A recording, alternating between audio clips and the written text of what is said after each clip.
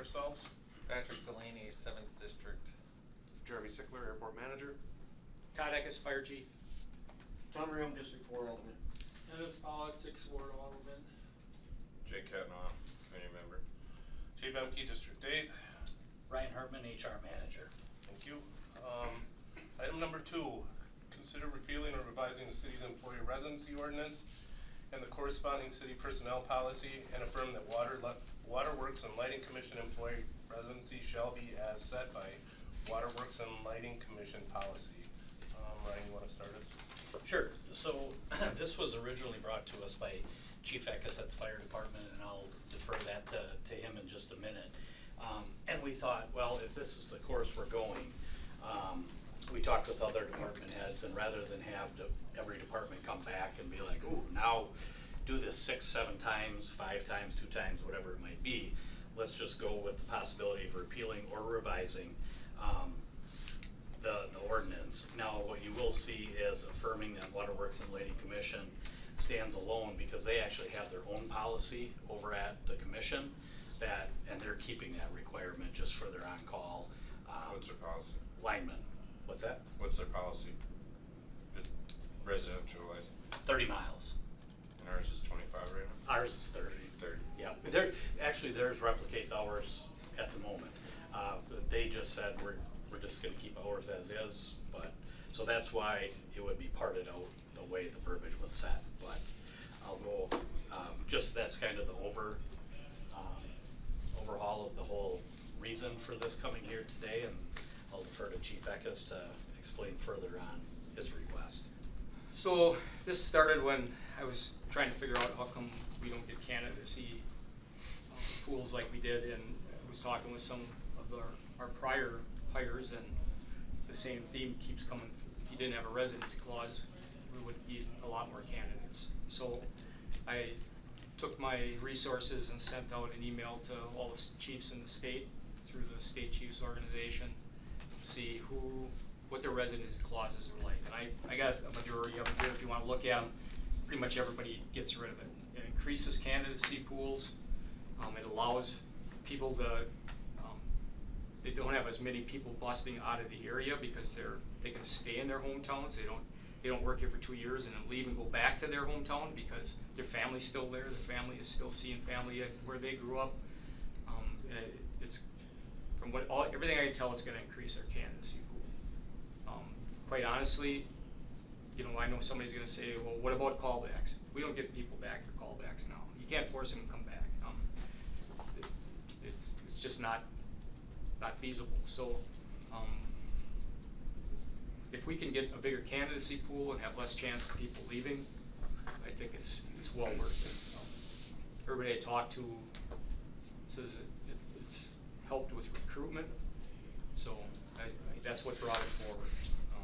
If you want to read some of the emails I got back, there are some that still do. Some changed it from 30 to 75 miles. Well, if you're changing to 75, you might as well get rid of it. I mean, quite honestly, the first 15 to 20 minutes is when we really need the people.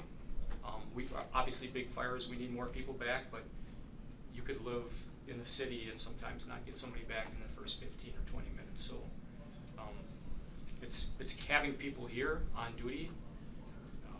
La Crosse, Green Bay, some of them have a little wider.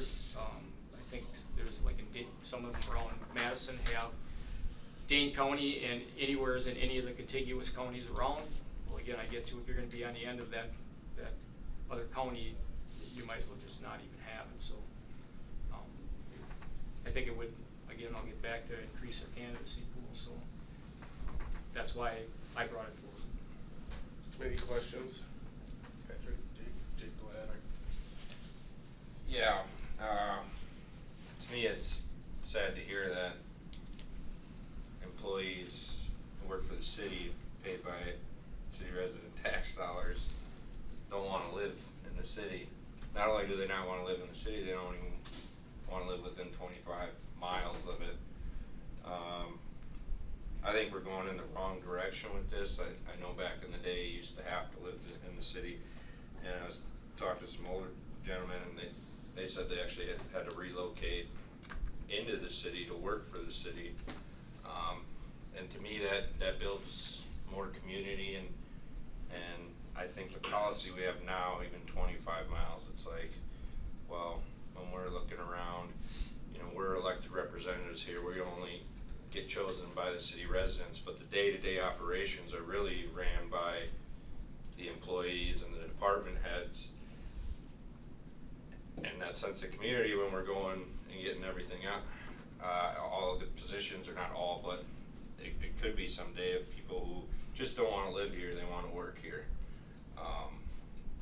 I just don't think that's the direction I'd like to head. I'd like to employ people who want to live in the city, and their paychecks that are from tax dollars get spent here.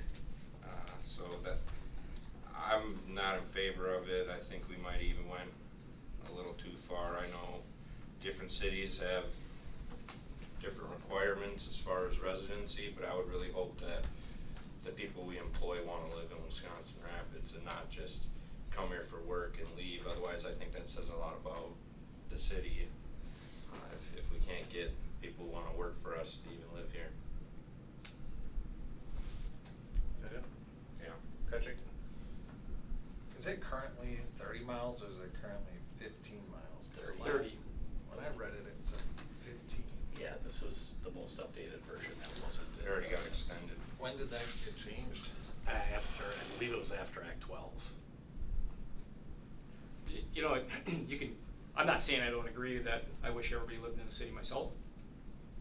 It's not feasible, and to just stay staunch on this policy is gonna do nothing but decrease the candidacy pool. I have people walk up to me when I go to CVTC or Fox Valley or any place, and one of the first questions out of their mouth is, do you have a residency clause? Second question is, do you guys have 4896? The bad thing about this is everybody else has already done it, and we're competing with that. So if we don't have it, away they go. So I don't know. I'd rather have a happy employee that's going to be here for work, for their shifts, and here to work on all the time, and not have to worry about them busting out of here and going someplace else, than I would worry about them sitting in the city. If you want, there's actually one of the cities actually has a no residency clause, but they're paying anybody that lives in the city 50 cents an hour more. Interesting. And actually, as I thought, well, is that a good idea? But then I started thinking, if anybody lives out of the city, they might be shopping in the cities wherever they live, but if they're living in the city, everything they make is probably getting spent in the city, just like what you want. Patrick, anything else? Yeah, I wasn't done yet. No, it's fine. I didn't mean to interrupt you. That's fine. I did lose my train of thought here. That's why I talk a lot. Yeah. So, let's see. Oh, from what I remember, there was separate positions that require a closer residency. I think you have a list, Patrick, on the second page. Yeah, they're. Well, I'm talking about, see here it says all sworn fire department personnel, but I do recall seeing in the ordinances that I think the fire chief, the police chief, and a few others. A lot of these talk about that. Had a separate, would this change that at all? I'd be happy that the fire chief or police chief still had to be in the city. That doesn't bother me none, or within the 30 miles, that doesn't bother me none. Wausau's is like that. That's the only person that has a residency clause in Wausau is the fire chief, has to live in the city. Just realize people can play games with that too. I mean, it's all they gotta do is get a condo and spend one night a week up there or something, and technically they gotta, I mean, people can play games Well, whatever we they can want. figure that out real quick in a small town like Rapids. You think that's ever happened up in Wausau? They didn't figure it up in Wausau.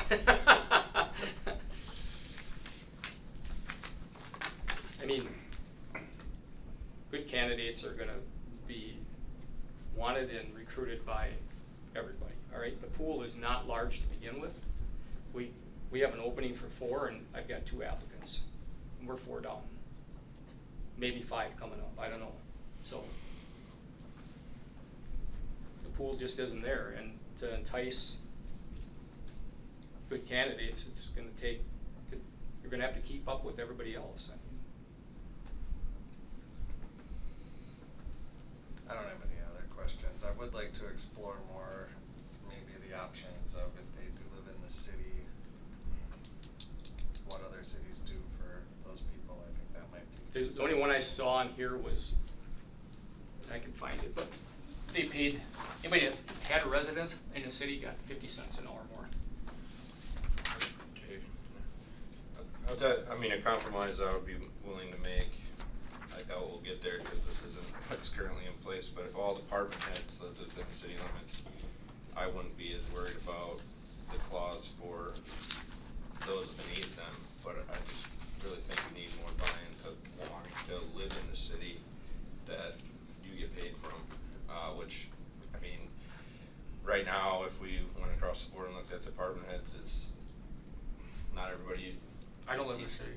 Right, right. 3 out of your last 4 chiefs didn't live in the city. Right, and across department heads, I mean, don't live in the city, but we go into meetings and talk about, no offense, but talk about how we're gonna spend tax dollars, how we should run the city, and department heads have a huge influence on not only the day-to-day, but how that's gonna be spent, and it just feels like there's a disconnect.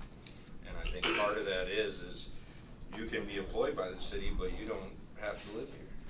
You don't have to deal with what the residents we represent do every day, or the problems we gotta solve. And I'm not saying that you don't have to at all, but I'm saying on some of the other ones, if you come in here, clock in and head out every day, it just doesn't feel the same. But yeah, I mean, it's already 30 miles, which I think I is don't mind 30 miles. I would say, I'd caution you to say that they have to live in the city because. Well, I was saying if there was some type of compromise, I would Yeah. say department heads, as Yeah. long as I know there's someone in charge that is gonna oversee a department made up of people from whoever, I'd feel more comfortable with that than saying, we're really gonna take the limit off here and we're gonna have a bunch of people working from wherever and living in different places because they don't wanna live in the city.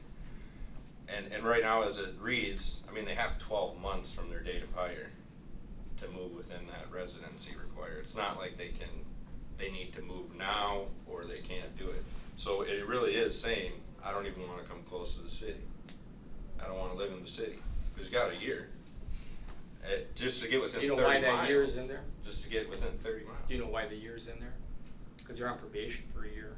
And if we made them move to the city and then we let them go because they didn't make it through probation, that's why that's in there. Well, it's in there, either way. Well, why it's in there, I mean, they still have 12 months. And this is across the entire city, it's not just the fire department. know. You're here speaking to it today, but I feel this way about all the departments, and it's been talked about, but yeah, I think we're just getting too far away from really having that community and where city employees used to live in the city and really be more vested. Yeah. Well, I will say this, when I was hired 35, 40 years ago, we did have residency. I was required to live in town. I did not have a problem with that. But I will also tell you that over the years, a number of employees, good employees, left because of residency.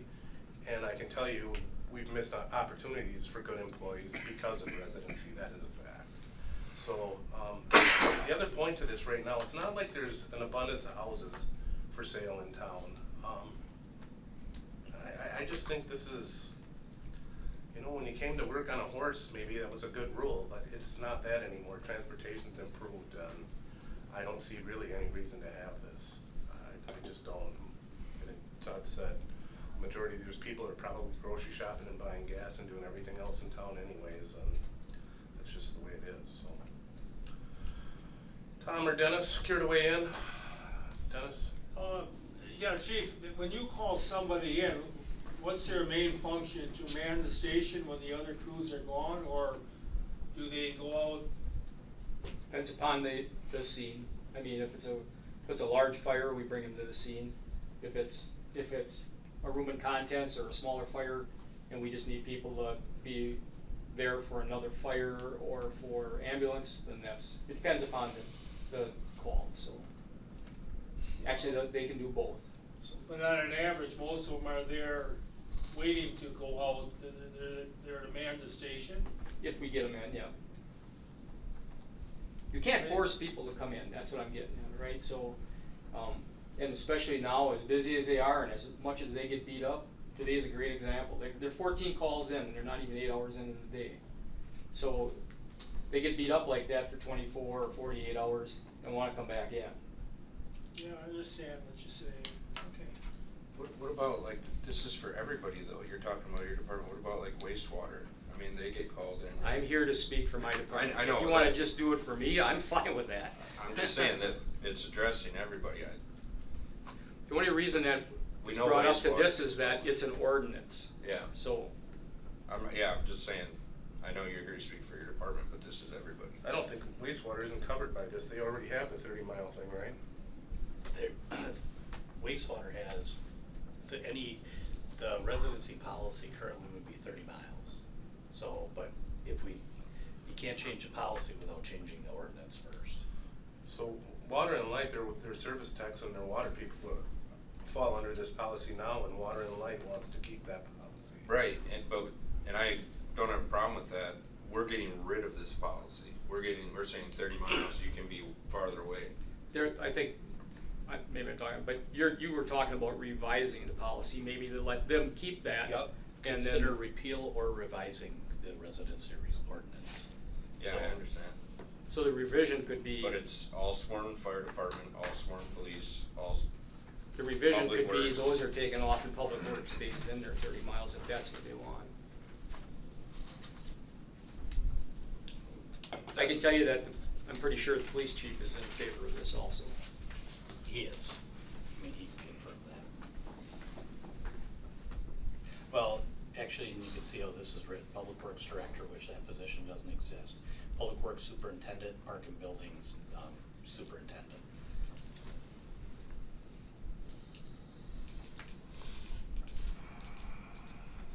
Any other comments or questions?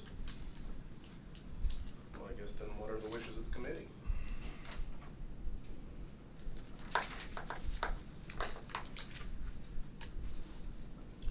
Well, I think we need to take something back up or down, right, Tom? You bet, you don't have to. you don't have to go, but You yeah. can let it die. We never let anything die though. I don't know why. I'll make a motion to approve the, removing the residency requirement. Is there a second?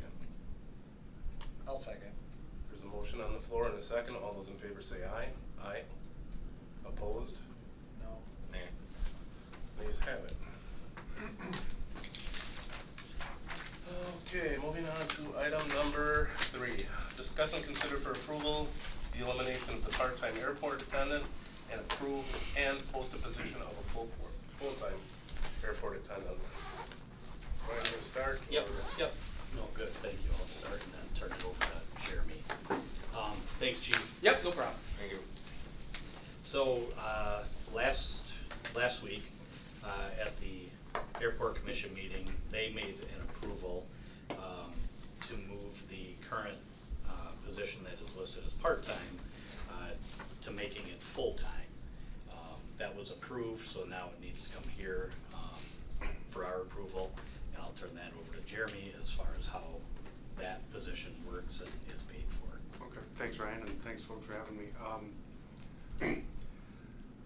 I don't know how well all of you understand the relationship between the airport and the city. The city is basically hired by the airport commission to provide a list of services via a contract. One of those services is for staffing and management of the airport. So while we act to some extent at the behest of the commission, the airport commission as employees of the airport, we still answer back to the city because we're hired by the city human resource department and adhere to the city HR policies. So that's why this position, while approved by the airport commission, still needs to be approved at this level and then ultimately council.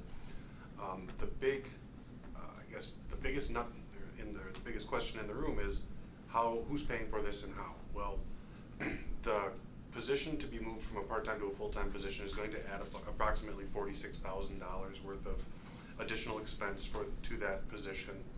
That's a number that was verified through the finance department. Tim gave me that number.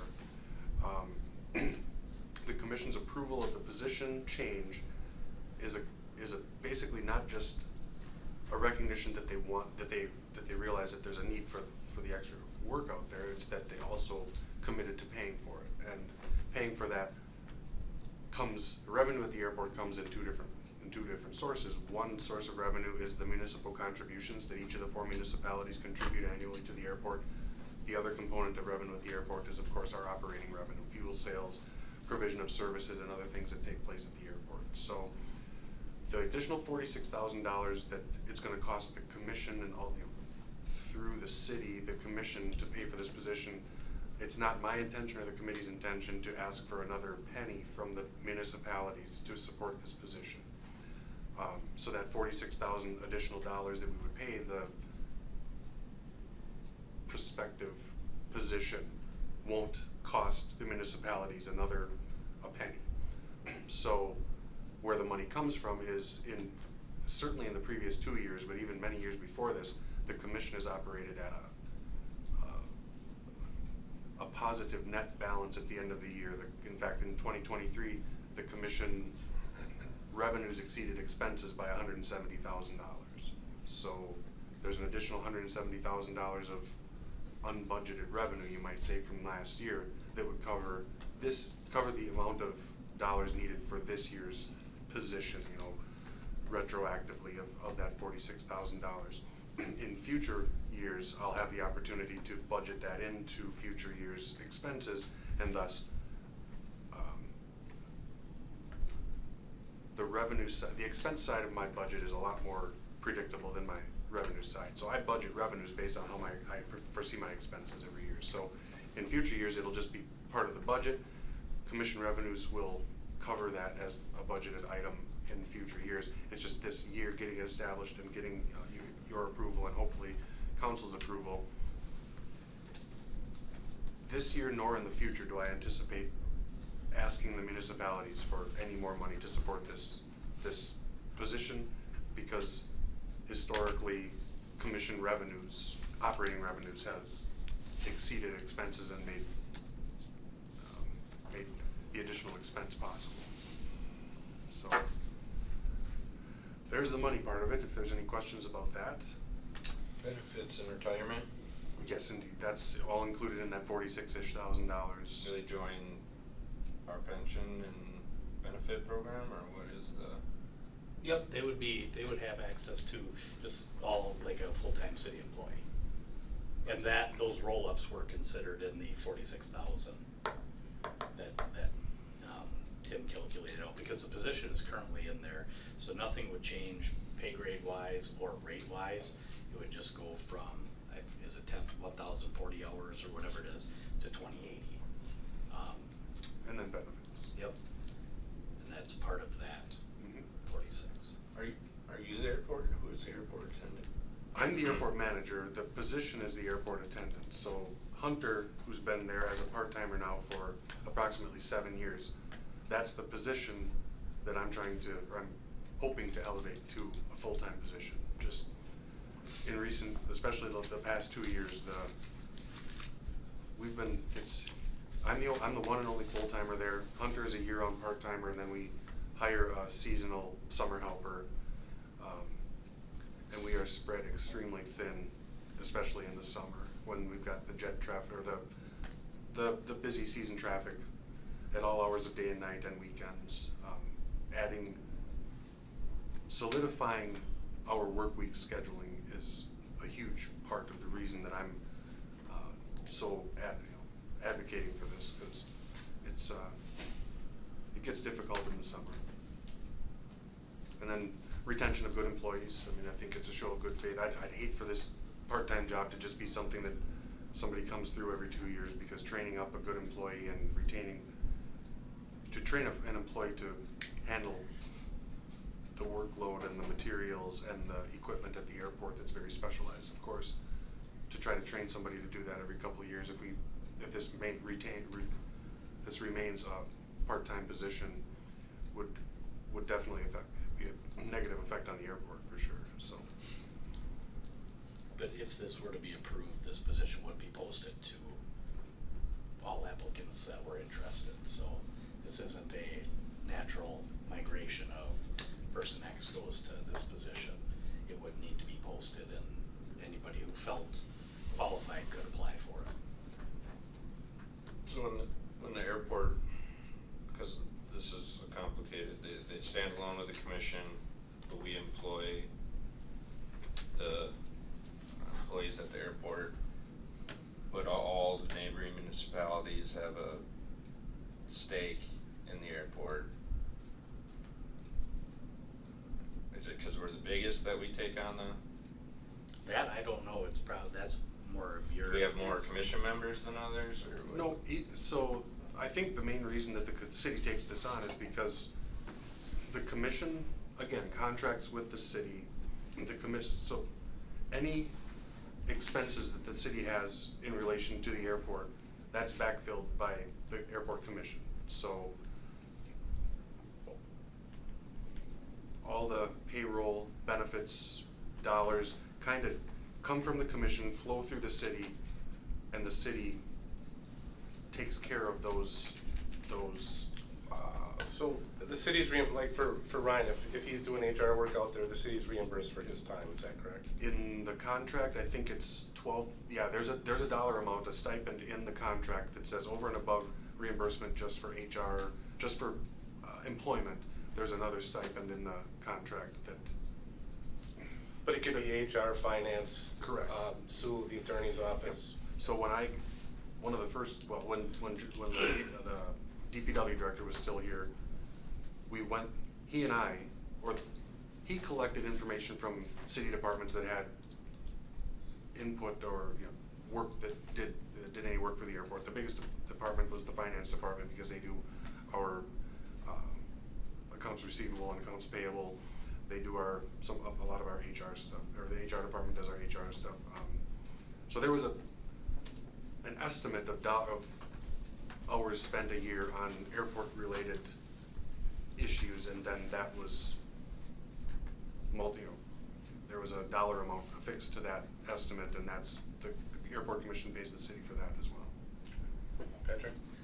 How many part-time attendants are there? There's one part-time year-round, and then the one summertime casual helper. So there's two of them. Have they thought of adding another part-time position? No, I mean, no. The minimal amount of discussion that happened regarding that was whether adding another part-time position still doesn't. There's the biggest worry is that if these part-time positions just become revolving doors every couple of years, where we're constantly training new employees that, you know, like, for instance, if I were to lose an employee right now, there's no way they'd be up to speed for this summer. So it's, I guess, a practice in employee retention. Hopefully that the full-time position would be more appealing to people to stick it around for lengthier periods of time than people flowing through the door for part-time positions, but there has been little other discussion about it than that.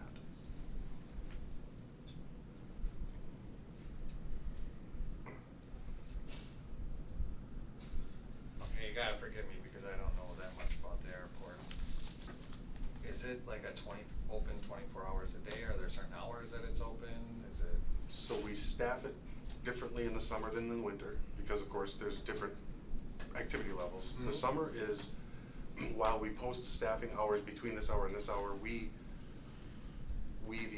collect one of the three of us, or in many cases more than the one of us, have to be there well outside those posted staffing hours. So let's say 7 to 5-ish is what we call our rough estimated staffed hours in the summer. But that if a plane calls and says they're going to be here at 5 a.m., 4 a.m., 6, whatever, or 11 o'clock p.m., or over the weekends, we have to make sure somebody's there. So that's where we get spread pretty thin with one full-timer and two part-timers, especially coordinating weekends. So Does that answer your question? Is that what you were asking? Yeah, Like, is we- that, see, I didn't know how it worked and, Mhm. and if somebody had to, If we know of an aircraft arrival, especially if they've called ahead to request our assistance being there, or even if we happen to catch them on one of the flight tracking websites that's out there that we use to monitor activity, we go when they need us. I mean, regardless of time of day, day of the week. So it can get pretty strenuous and pretty long sometimes. and the airport attendant, is that what their job is to help with the, airplanes that are coming in? Yes, especially these jets that are flying in, they're labor intensive. They expect and they're accustomed to a lot of attention. Fuel, other aircraft services, assistance with bags, assistance with ground transportation. I mean, pretty much anything you can imagine that happens with the aircraft that when you're going through an airport, you know, when you're getting on a commercial airline, we do more or less all the same things there, just on a smaller scale because you're not doing 70, 80 or more passengers at a time. You're doing a couple at a time, maybe up to 20. So all those same aircraft ground services, fuel, yeah, they tend to try to they tend to try to get us out there in most cases because they are anticipating needing some sort of service. So would making them full-time, would that change it, any of the hours that are currently worked? Or that it's currently open?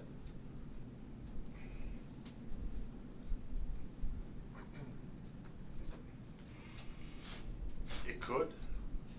I don't know that it has to. I think it just allows for, I mean, during the, reasonably that 7 to 5-ish is normally our busiest time of day anyway. So there would be at least double coverage for the majority of the busier time of day, having somebody there, having 2 full-timers there, as opposed to 1 full-timer and 1 part-time, and then one kind of, I guess the other guy just kind of fills in, the summer helper casual guy just kind of fills in when he can. Being able to double up and overlap during the busiest times of the day would certainly be a benefit. So, again, is that what you're asking? Yeah. Okay. I don't know if we'd necessarily spread the hours of operation or the hours of staffing. That hasn't been discussed at the commission level yet. I don't know what that would accomplish necessarily, having one of us in real early, 6 a.m. and one of us there till later, 6 p.m. There again, I think we're spreading ourselves out. Those before and after hour things are very much in on-call nature, so we have the ability to react to them based on, you know, well, if I worked all day and Hunters comes in at a little, or, the new position, the occupant of the new position comes in, maybe they can shift their schedule. If we know there's one coming in at 6 or 7, okay, you can come in and work a little bit later shift. But for the most part, the majority of our activity happens between those, 7 to 5-ish hours anyway, so. Do you know the percent of the operating expenses from each of the municipalities that are? I do. So this is one I'm gonna say this just because I do believe it's a legitimate feather in my cap. I haven't asked for an increase in municipal contribution in the 8 years that I've been here. I'd like to say that there's gotta be very few, if not I'm the only department that has never asked for a budget increase. So the percentage that each municipality pays for is based on equalized value. There's a levy, a small levy amount from each municipality that supports the airport. So each municipality, of course, has a drastically different dollar figure, but it's the same percentage hit to their budget that it would be in every other community. So I would say you've got probably, and these are going to be very rough, but I could get it a little more accurate, maybe 55 to 60% city, 30-ish% Grand Rapids, and then divide the remainder between Port Edwards and Nakusa. So rough dollars, or dollars, it comes out to be $8,000 to $9,000-ish for each Port Edwards and Nakusa, in the 40-something range for Grand Rapids, and I'd say somewhere in the 70-ish range for the city of Wisconsin Rapids. My last question is, see, you gotta understand, I have No. no clue, so By you all have means, to excuse and my. if I'm not explaining well ignorant- enough, please ask for more my explanation. ignorant questions. I understand, and that's, So what value is this guy gonna bring? Is he gonna work more in the winter? Like, I don't understand why you wouldn't just hire in the summer, you're open more, why not hire another part-timer for 6 months? And as for that, and then you would have another body, another person to work. I mean, that's my take on it from the outside. I have no clue. I'm pretty ignorant when it comes to airport operations. You're the one that knows. You say you need it. I'm just asking. nope. The biggest thing, like I think any other department or any other employer, is solidifying a staff position, a full-time staff position, and solidifying the airport's ability to provide capacity with what I would like to think would be a longer-term stable employee, as opposed to, I mentioned it earlier, about the likelihood of retaining a part-timer is obviously a lot lower than somebody who, if full-time employment is more appealing to them. So to me, it's just, the value would be knowing that a person with that, or liking, the logical assumption that somebody that were in this position would be there a lot more likely for a longer period of time than changing of the guard every couple of years. Okay. And providing,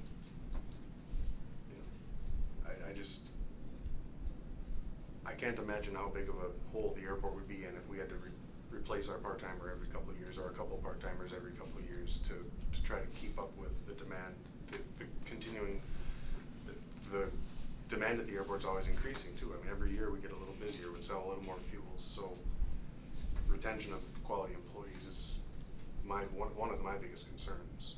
Okay. What happens if you're not there, or your current part-time employee?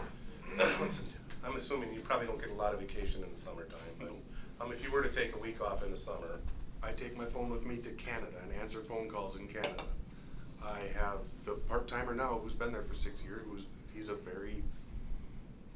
I trust him to do almost anything that I would have to do without me being there. And if something comes up that he absolutely cannot do normally, I could just walk him through it over the phone, or get it to a point where I can give it some attention the next time I'm back in the office. So,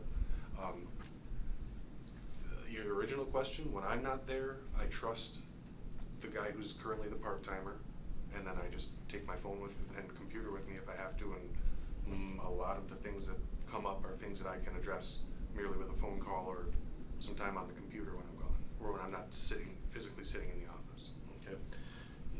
You kind of gave us a rough idea what your hours were, but days of the week, is it 5 days a week, 7 days a week? In the summer, it's 7 days. We're there.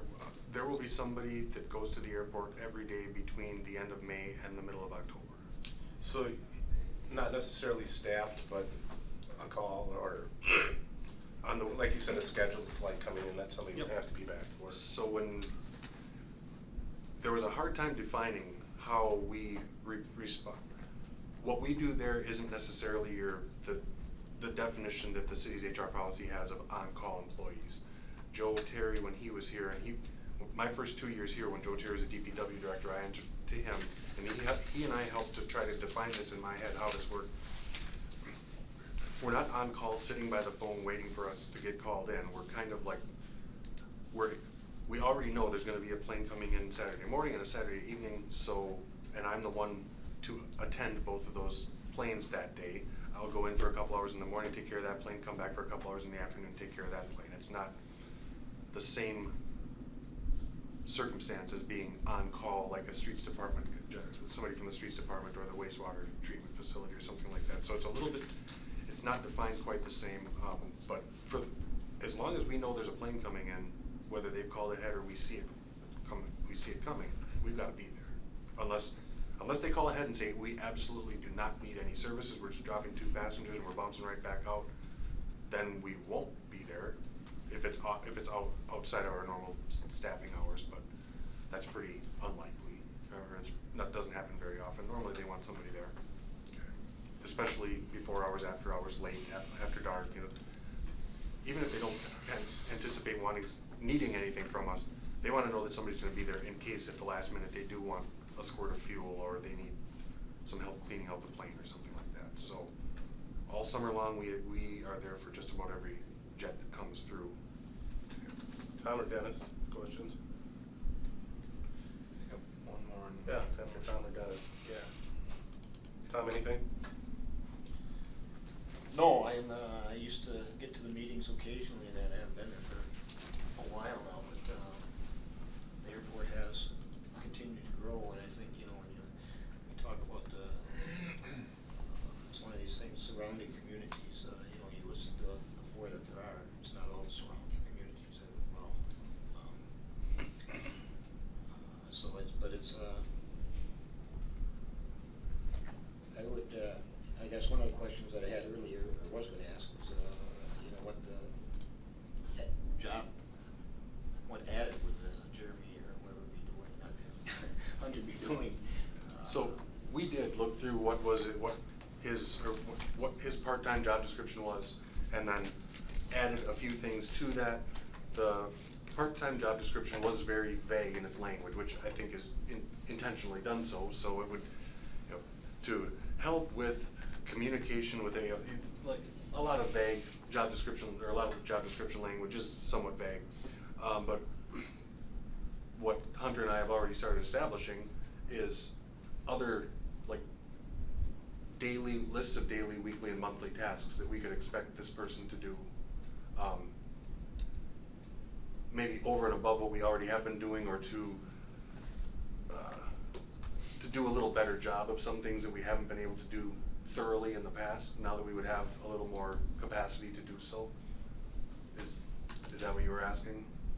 Yeah, I think so. For the most part, there's no added responsibilities, it's the same thing, for the majority, right? I mean, right. it's not like now he's gonna start fueling jets. I am gonna assume he currently fuels jets. Yeah. But he'll just have more hours to be able to, this individual would have more hours to be able to fuel jets, so you don't have to get called back in. Because now a 20-hour-a-week employee as opposed to a 40-hour-a-week employee, I will have opportunities to train him to maybe do more quality control stuff that I'm on the hook for every year. Right. Things that, maybe some reporting that I would normally do, maybe I can have him get more involved in some of those things. But for the most part, having just knowing that there will be somebody else there, you know, alongside me during the 20 hours a week when I normally didn't have somebody alongside me will free me up for things, and maybe allow him an opportunity, then allow the next employee an opportunity to become more involved in some of the things that they haven't been in the past. Is, Hunter doing any of the mowing or anything like that? We do all of our own mowing. I know, but is that part of what he does then? Must be. In the summer helper does the vast majority of the mowing. Hunter currently, to me, he's too valuable to have him sitting in a tractor when the apron's got 6 planes that need service. Absolutely. So if there is downtime in the summer, sure, go jump in the tractor and mow for a couple hours, but the worst thing that happens then is then he's gotta drive that slow tractor back up to the apron when a plane lands, when I've already got my hands tied. So we all pitch in on the mowing when there's time to do so, but for the most part, the summer helper does the majority. But 40 hours a week would free him up possibly for a few more hours in the tractor too. Yeah, I guess one thing is just, you know, the airport has grown. I think, you know, somewhat, I guess, with the south of us, with golf courses and whatnot, that and jets coming in and that type of stuff. But, you know, I think it's one of those, to take a look at the justification of added full-time employee of what the airport has become, what has been all put into in the last few years, additions to the airport with the runways and all that, everything in the apron areas and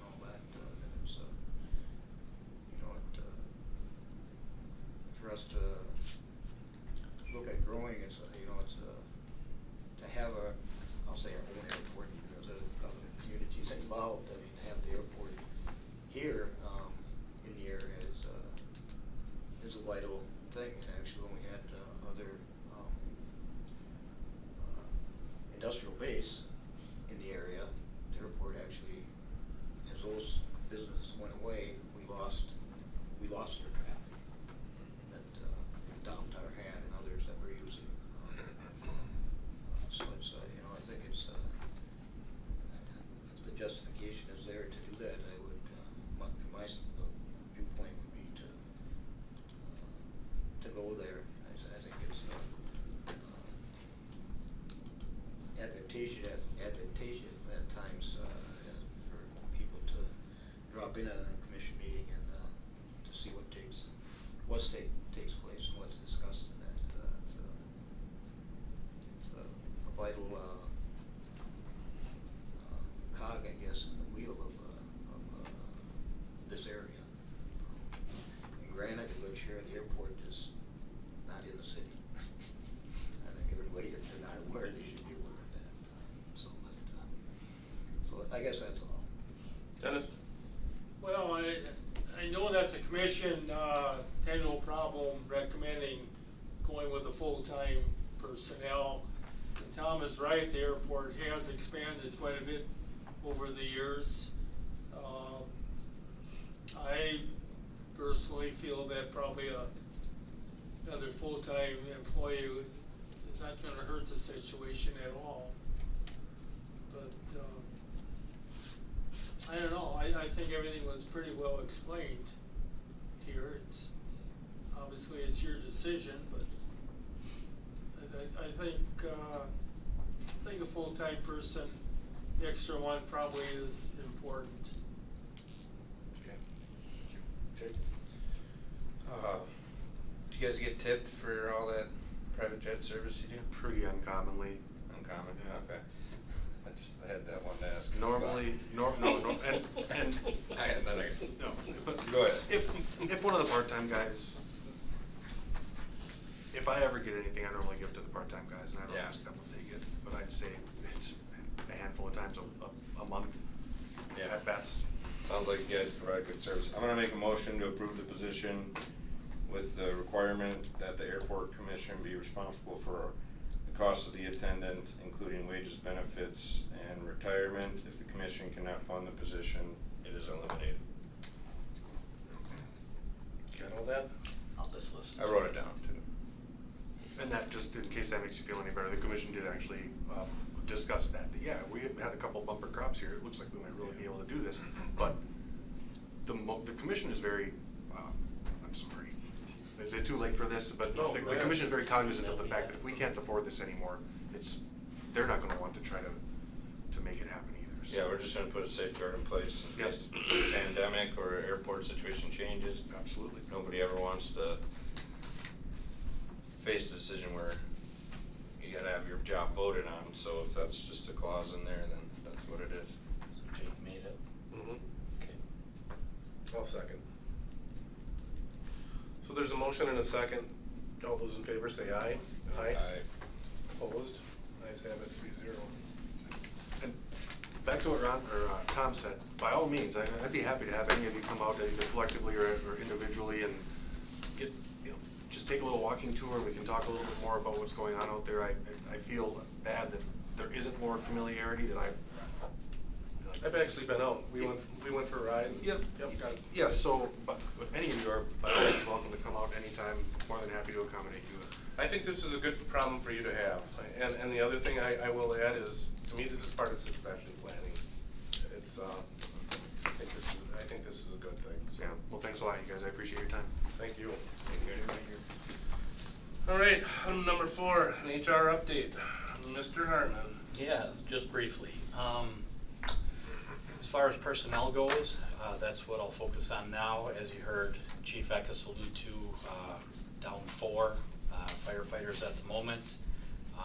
If you go to our city website, you'll see we have, right now we are in the midst of the summer help, part-time help. So if anybody here has friends, family, relatives, or the thousands watching tonight's episode, want to know of people, grandkids, so on and so forth. We've got aquatics and recreation, summer employment, a water aerobics instructor, the street department looking for guys, park and rec department looking for guys and ladies, just looking for individuals. So feel free to pass the word, because right now is a busy time, and then the next, by the end of April, it'll be into heavy interviewing time, so get those applications in within the next month. So you can be fully staffed for the street department and the aquatics facility and any of the park and rec opportunities out there. T-ball, coaches, instructors, helpers, looking for lots. Questions, comments, anything? Reg? Jay? Tom? And Chief mentioned it, you did again too, with the fire department being down 4. How recently has that all come about, the number of? Well, some, they are coming, like, Anticipation. notice has been given. Okay. But I believe 3 just in the last month to 2 months. And a lot of it was what he was alluding to earlier, individuals who got hired here to, you know, as fire paramedic, now had an opening back in their hometowns. So they headed back home to their hometowns where, you know, they were born and raised, and so we can't fault them. You know, that was the good firefighter paramedics, and that's been the trend just as of late. So. One thing about that, I think it's always been said around here, you know, when positions are vacant, that's when perhaps to take a look at reconsidering the need for them. And I'm not talking Yep. specifically about 4 or whatever, but I think there's been about that added in recent years that weren't there before. Yes. Mm-hmm. Yeah. So, I mean, let's just maybe see how they operate. Obviously, that was recent, and now they've been there, and now it looks like they're heading out, so something to consider. Mm-hmm. Okay, good, thank you. Anything else? Brian? Nope, that's it, thank you. Anybody else, questions, comments, concerns? If not, I'll entertain a motion to adjourn. So moved. There's a motion on the floor to adjourn.